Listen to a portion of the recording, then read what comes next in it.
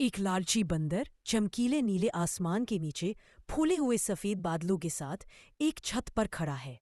बंदर 4 फीट लंबा, दुबला पतला, भूरे बालों वाला, चमकीली पीली आंखों वाला और शरारती मुस्कान वाला है। उसमें लाल टोपी और सोने का हार पहना हुआ है। उसके सामने मिट्टी के बर्तनों की एक कतार है, जिनमें से एक में मूंगफली दिखाई दे रही है। छत हल्की बनावट के साथ टेराकोटा रंग की है और पृष्ठभूमि में देहाती गांव के घर दिखाई दे रहे हैं। मूंगफली देखकर उत्साह से उछल कूद कर रहा है। उसकी आंखें चमक रही है और उसकी पूंछ उत्साह से हिल रही है। कैमरा मूंगफली और बंदर के चेहरे पर जूम इन करता है और उसकी लालच को कैद करता है। मूंगफली से भरे मिट्टी के बर्तन में अपना हाथ डाल रहा है। बंदर के चेहरे का भाव एकाग्रता का है।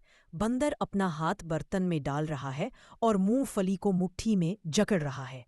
जैसे ही वो अपना हाथ बाहर निकालने की कोशिश करता है, उसका चेहरा निराशा से विकृत हो जाता है, क्योंकि उसकी मुट्ठी बर्तन में फंसी हुई है। बंदर, जिसका हाथ अभी भी बर्तन में फंसा हुआ है, एक सपेरा उसके पास आता है। सपेरा 5 फुट 9 इंच लंबा है। उसके सिर पर पगड़ी है और उसने जटिल डिजाइन वाली एक पारंपरिक भारतीय पोशाक पहनी हुई है। उसकी मुस्कान दयालु है और वह एक टोकरी में एक सांप पकड़े हुए है। सपेरा शांति से बंदर के पास आता है और उससे धीरे से बात करता है।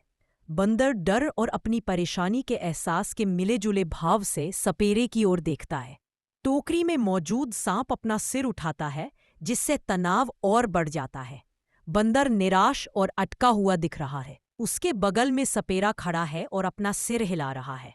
बंदर के चेहरे पर अफसोस साफ दिखाई दे रहा है और वह झुका हुआ है। बंदर अपने अटके हुए हाथ को नीचे और फिर सपेरे की ओर विनती भरे भाव से देख रहा है। सपेरा अपने हाथों से इशारे कर रहा है, मानो बंदर की लालच के बारे में उपदेश दे रहा हो। बंदर को सपेरा ले जा रहा है। बंदर गमलों की ओर लालसा से देखता है। सपेरा बंदर का हाथ पकड़े मुस्कुरा रहा है। बंदर की नज़र मूंगफली पर है और वह पछतावे से भरा दिख रहा है। इस कहानी से हमें क्या यह सीख मिलती है कि हमें लालच नहीं करना चाहते हैं।